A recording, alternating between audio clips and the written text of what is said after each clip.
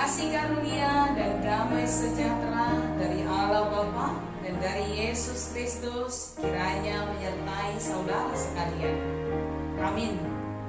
Bapak, Ibu, dan saudara-saudari, salam jumpa kembali dalam channel HKBP Pangkal Pinang yang senantiasa setia menyapa Bapak, Ibu, dan saudara-saudari melalui firman Tuhan yang menguatkan kita. Dengan tema kali ini, menjadi pengikut Kristus yang mempunyai kepribadian unggul.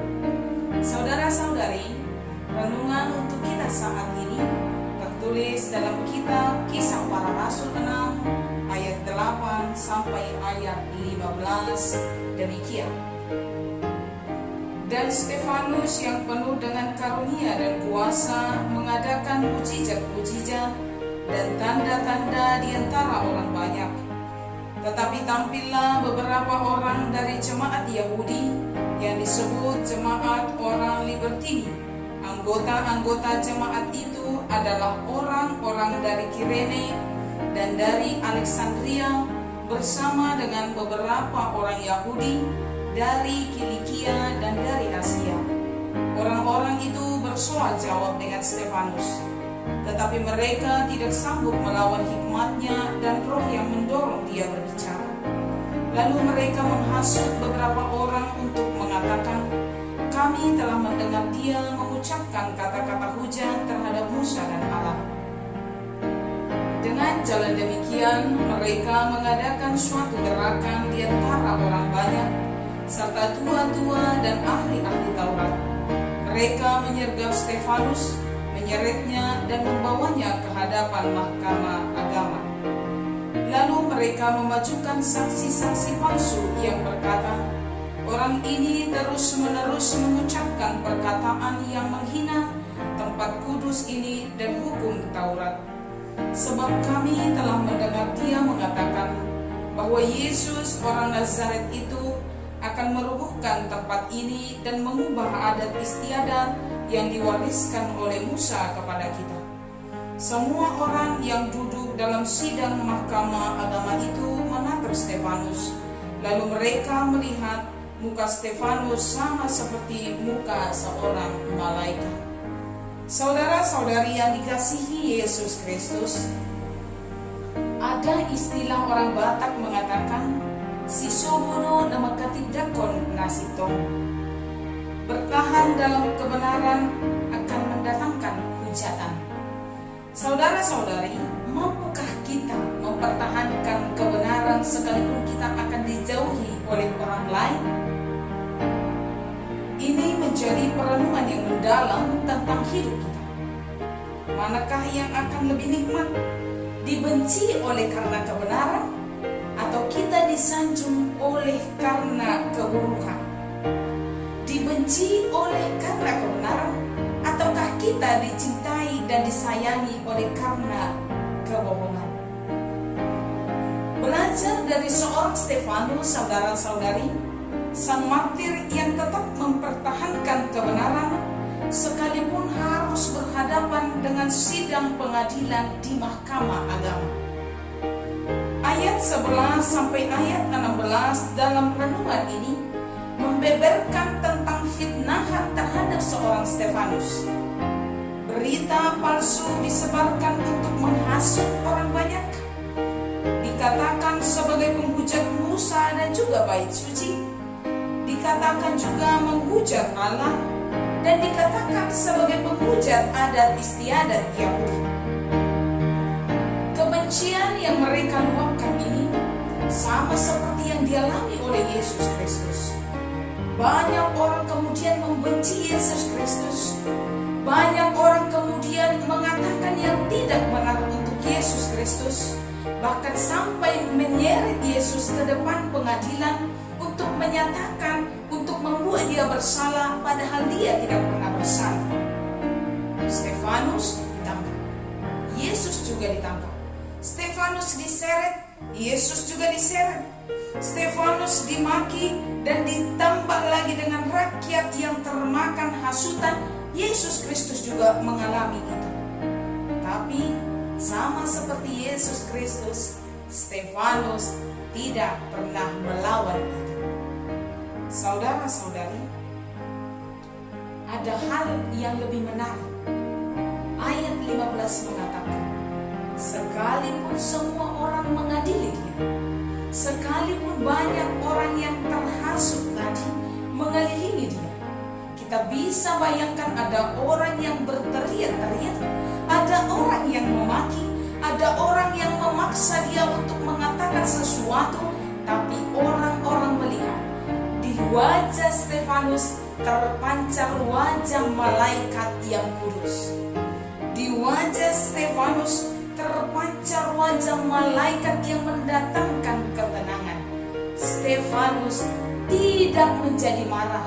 Stefanus tidak menjadi melawan mereka dengan melakukan kekerasan, tapi Stefanus tetap memancarkan wajah yang tulus seperti malaikat yang kudus.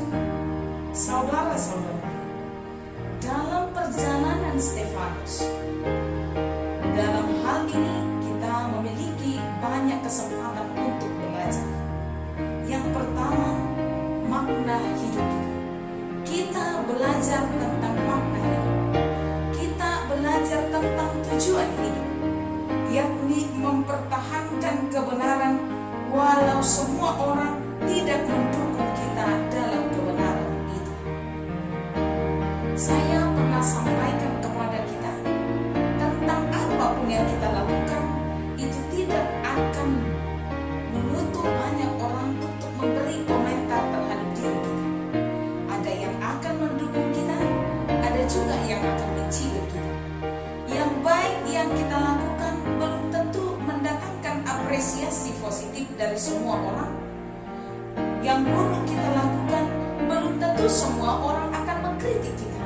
Tentang hidup ini akan ada yang mendukung dan akan ada yang mencibir kita.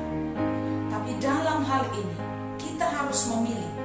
Lebih baik kita dihina oleh karena kebenaran sama seperti Stefanus, daripada kita disanjung dan disayang padahal karena kebohongan dan keburukan yang kita lakukan. Hidup haruslah hidup yang bermakna.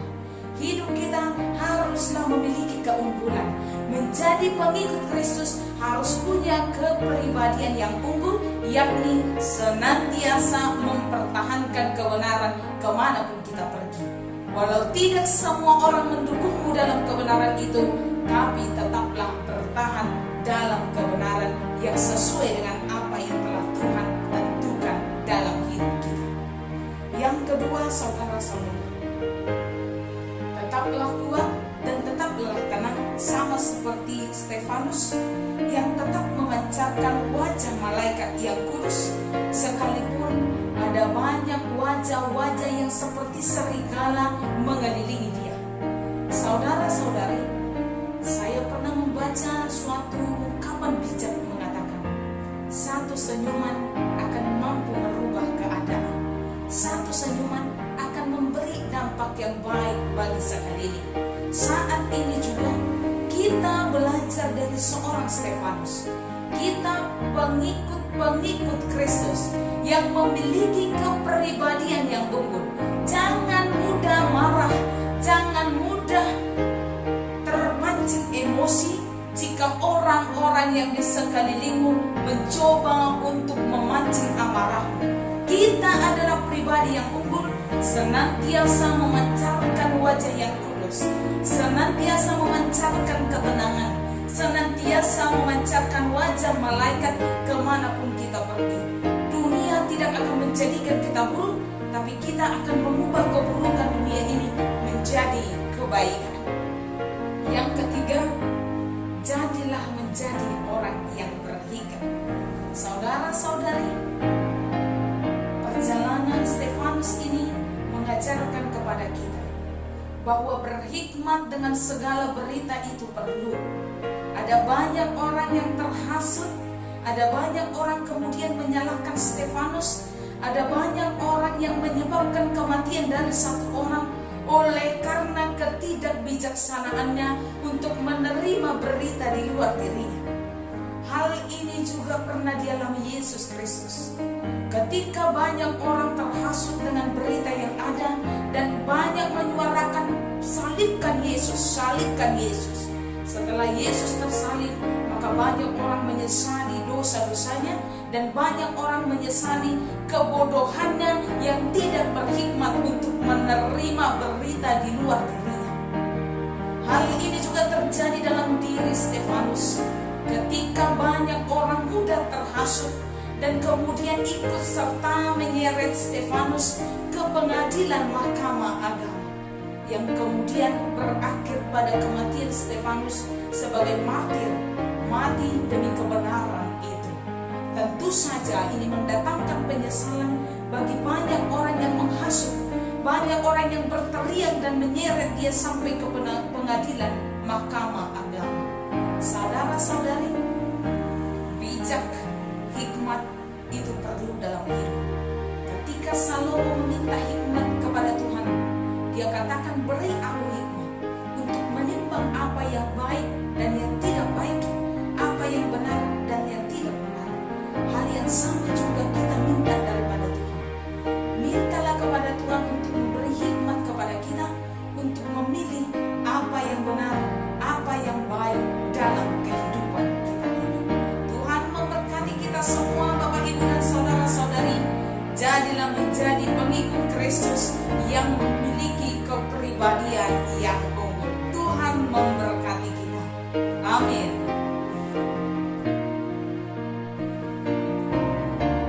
Bapak, Ibu, dan saudara-saudari yang dikasihi Yesus Kristus, sebelum kita menutup renungan ini di dalam doa, mari kita memuji Tuhan dengan mengangkat lagu pujian dari buku ND 219, Isedo Ale-aleta.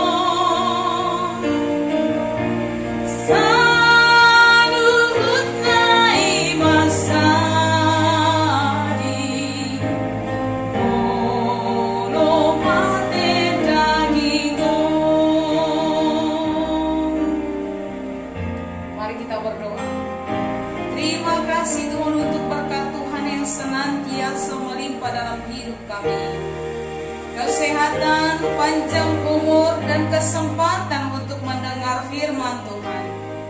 Kali ini Tuhan mengajarkan kepada kami untuk menjadi pengikut Kristus yang berkepribadian unggul. Biar Tuhan yang senantiasa mengingatkan kami dan mengajari kami, supaya kami senantiasa hidup sesuai dengan kehendak Tuhan. Kami juga berdoa untuk setiap jemaat Tuhan, untuk setiap keluarga, untuk setiap sanak saudari dan anak-anak. Biar kasih karunia Tuhan yang memberkati dimanapun berada. Tuhan tutup bungkus kami, supaya keselamatan menjadi bagian dalam hidup kami. Kami juga berdoa untuk setiap pergumulan yang sedang terjadi saat ini. Biar Tuhan yang campur tangan dan menyelesaikan semuanya dengan mendatangkan kebaikan bagi kami. Dalam Kristus Yesus kami berdoa dan mengucap syukur. Amin. Anugerah dari Yesus Kristus, kasih setia daripada Allah Bapa, dan persekutuan di dalam nama Roh Kudus kiranya memberkati kita semua hari ini sampai selama-lamanya. Amin.